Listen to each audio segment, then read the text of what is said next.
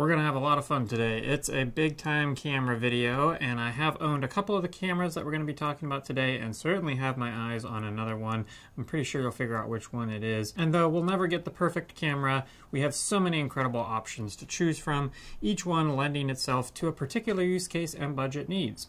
We'll cover the Canon cinema camera line by their numbering system, except for the C70, which I'll try to fit in where it makes the most sense, given its price and position. We are going to end with the C500 line, even though there are C700s and C900s. If you want or need a C700 or 900, you're never going to come across this video on YouTube, so I'm not going to waste anyone's time discussing them. As always, if this helps you make a purchase, I do have affiliate links in the description below, and it would be no extra cost to you, but really does help fund me to keep making these videos. So thanks so much for your support, and let's dig in.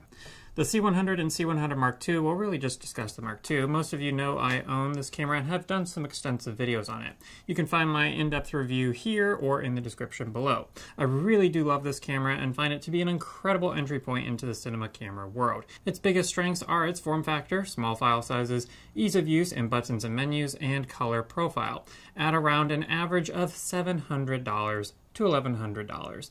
This thing can get you incredible return on your investment. Its weaknesses?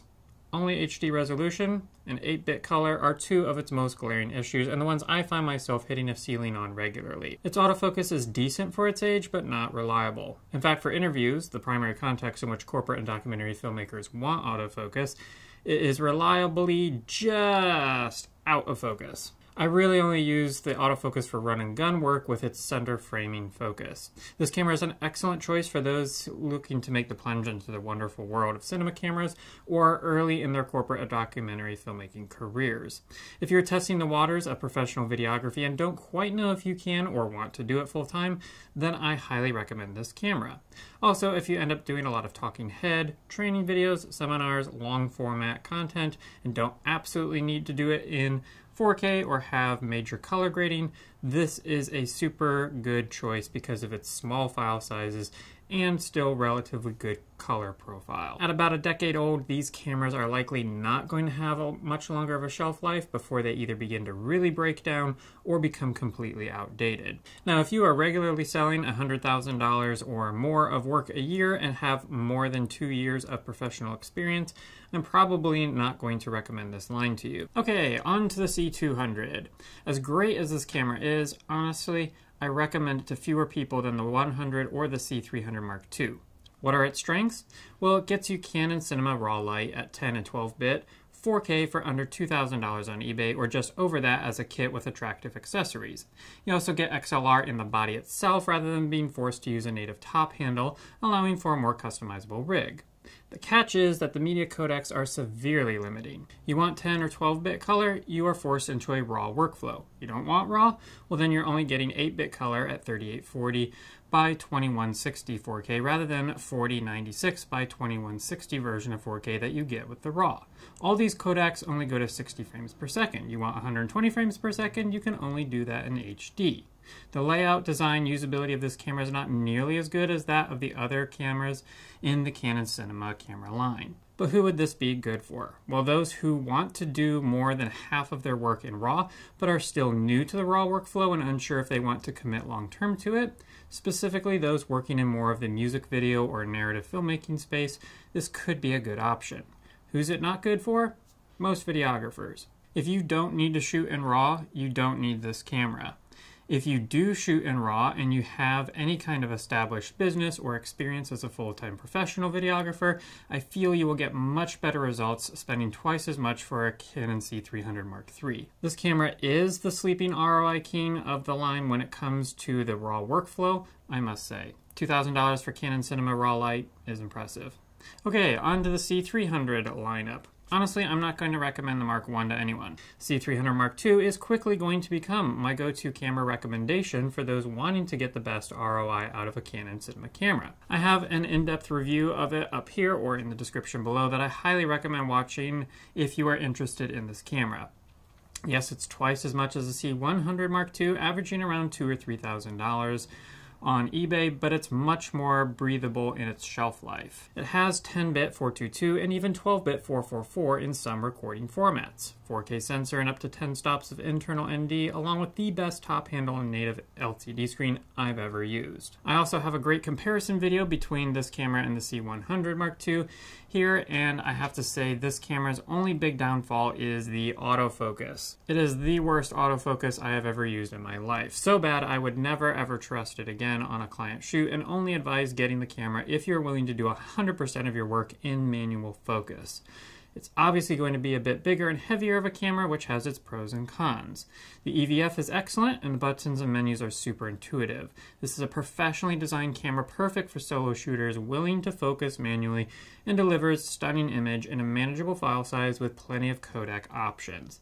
This image is a dream to color grade, and the camera is a dream to operate outside of the autofocus. Unfortunately, I chose to sell this camera principally based on the autofocus, but I miss everything else about it. Sometimes I still question whether that was the right decision or not. I do have another video comparing the 4K of this camera to the C100 Mark II, and another video comparing the 1080 of both cameras, and it's a really good way to see them side by side in a lot of real world scenarios and determine which image you like better. You can watch the 4K version up here or the 1080 version in the description below.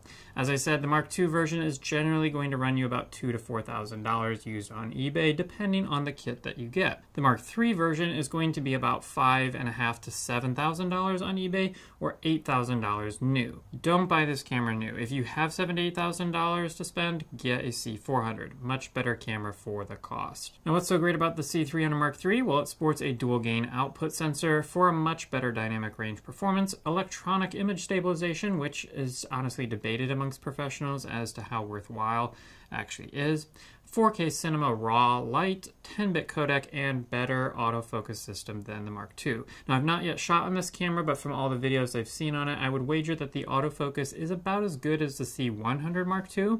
In other words, it qualifies as usable, but not reliable.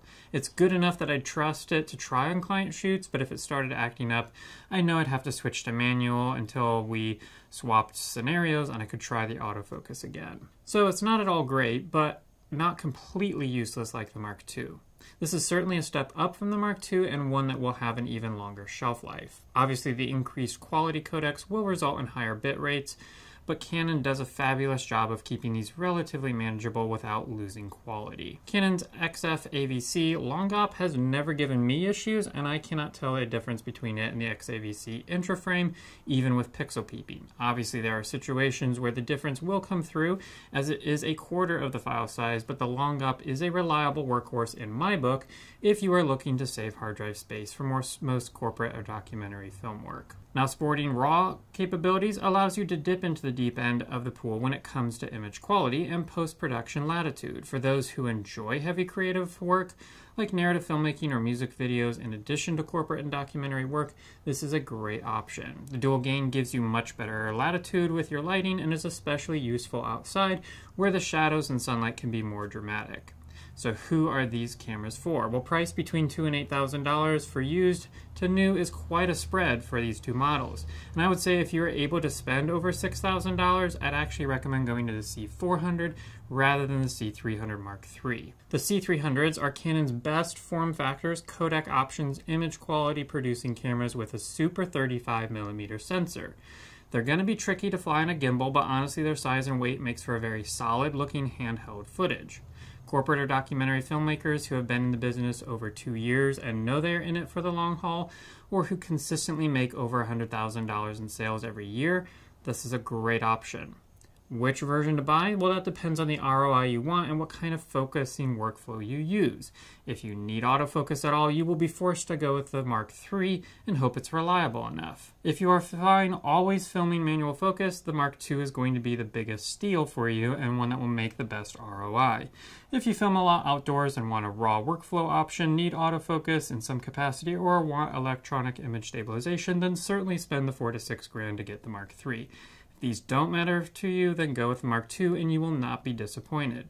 I would say this is too much money to spend if you are just getting into videography, but if you've been at it for a little bit, finding a lower priced Mark II is a super good entry point into the cinema camera world. If you rely on gimbal work heavily, I would avoid these cameras. Both the Mark II and the Mark III are sizable cameras that limit the gimbal models that can fly them, and it will kill your arms after a few minutes of filming. Alright, on to the C70. This camera is functionally a C300 Mark III and a DSLR style body at half the price. It even got an internal RAW recording firmware update. I personally have never liked the DSLR form factor and find it less professional looking than the box style cinema camera, and I think clients do as well. There are fewer buttons on the body, forcing you into menus more often, which can eat up time on set. Their size and weight means they're less able to give you stable image when handheld, and they are not designed for shoulder rigs. They are a double-edged sword though. They're much easier to pack and travel with, easier to film in public or undercover without a permit because they look like a photo camera. They're ideal for flying on a gimbal, and at half the price, it's really hard to justify spending for a C300 Mark III when you get the exact same function out of the C70. Canon has been giving the C70 more love in their firmware updates as well, and I've heard its autofocus capabilities are much better than the C300 Mark III. About $3,000 used or $5,000 new, the C70 is arguably Canon's best value camera ever. The image and capabilities out of this at this price point is pretty nuts, and I think it's why the C70 has done really well. It's hard for me to get over the form factor, but equally hard to ignore, like, everything else in this camera. For those who use gimbals a lot in their workflow, are wedding videographers, or do travel videos or film internationally, this is a must-have camera. If form factor isn't a factor for you, this is probably Canon's best ROI option and should last you a decade or more as an industry standard camera. Honestly, the biggest knocks I have against this camera are the form factor and the super 35mm sensor, both of which can easily be non-issues for many videographers. Now we get to my personal favorite, the C400, at least I think it is. This is the camera I'm eyeing the most right now, and I can't wait to rent it when it releases. It's a compact box-style cinema camera, thoughtfully designed by Canon. Now honestly, its 6K capabilities are not as attractive to me as other features it sports because I think 1080 HD will stay relevant for some time, as will 4K. Especially as more and more content is consumed on smartphones, 1080 and 4K aren't going anywhere.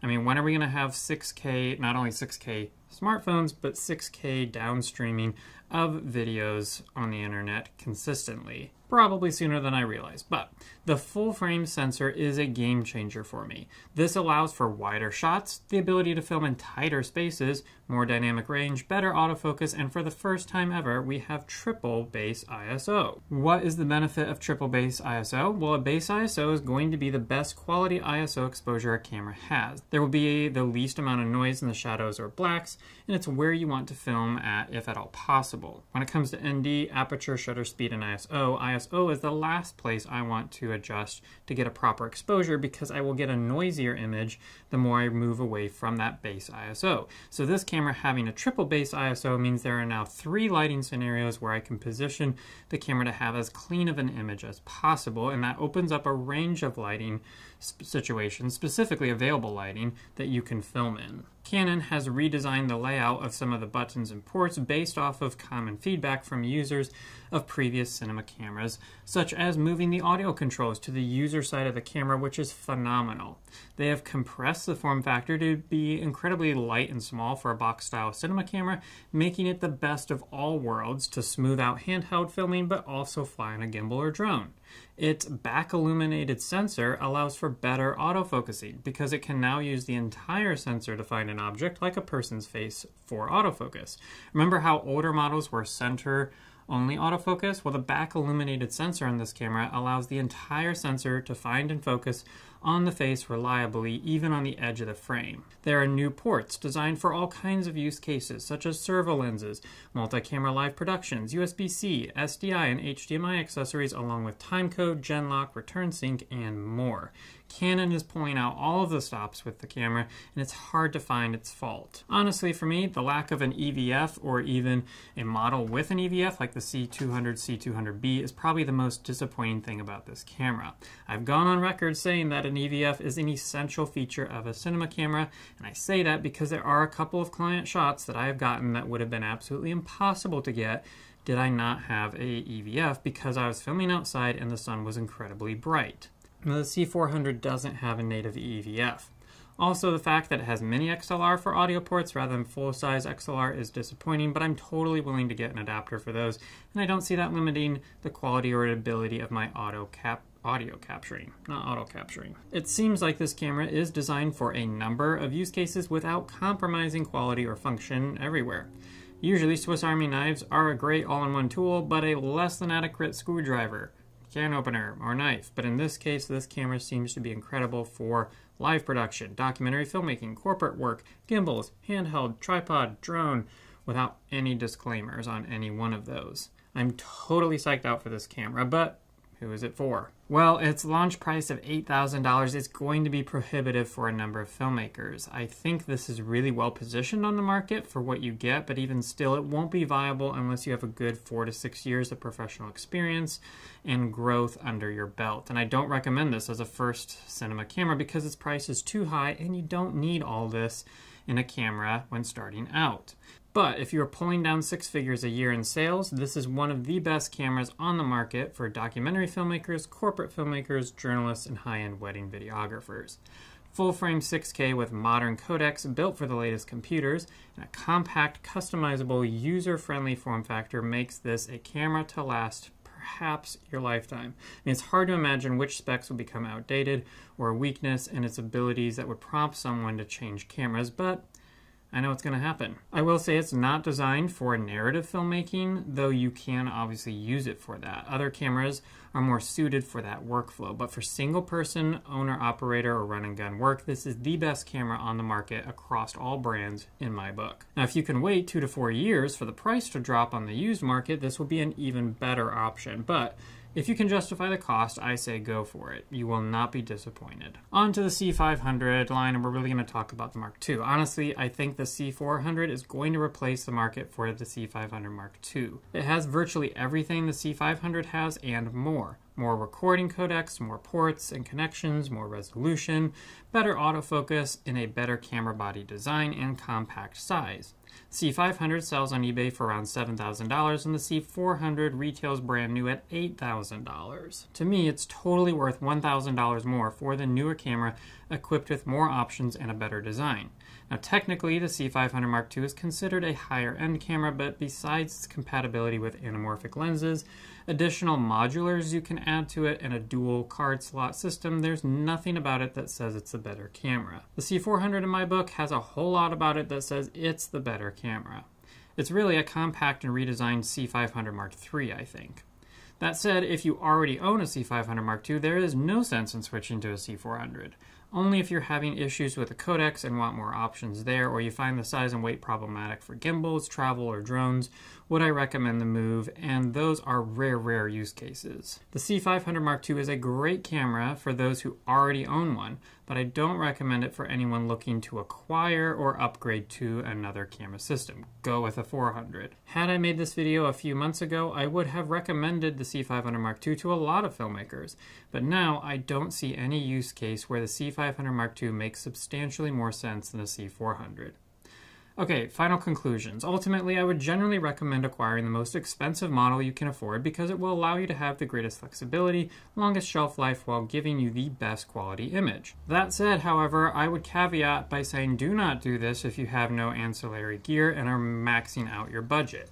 A shotgun mic, lavalier mic, tripod, and at least 1 or 2 quality lights and light stands, not to mention at least 1 to 2 lenses, are just as indispensable for corporate and documentary filmmakers as the camera is. So if, for instance, your options are either a C70 with available lighting, kit lens, and camera mics, or C100 Mark II with a solid set of microphones, a couple of lights, and a great tripod, I will hands down every time recommend the latter package. Take a look at these images I've been able to get with the C100 Mark II because of a great lighting kit, knowledge of composition, and playing to the strengths of my camera. There is absolutely no way I could get an interview to look half this good in these spaces with a higher end camera and only available lighting.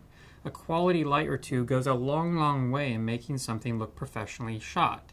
And the same is to be said with audio. Audiences are far more forgiving of lower production values in the visuals than they are in the audio.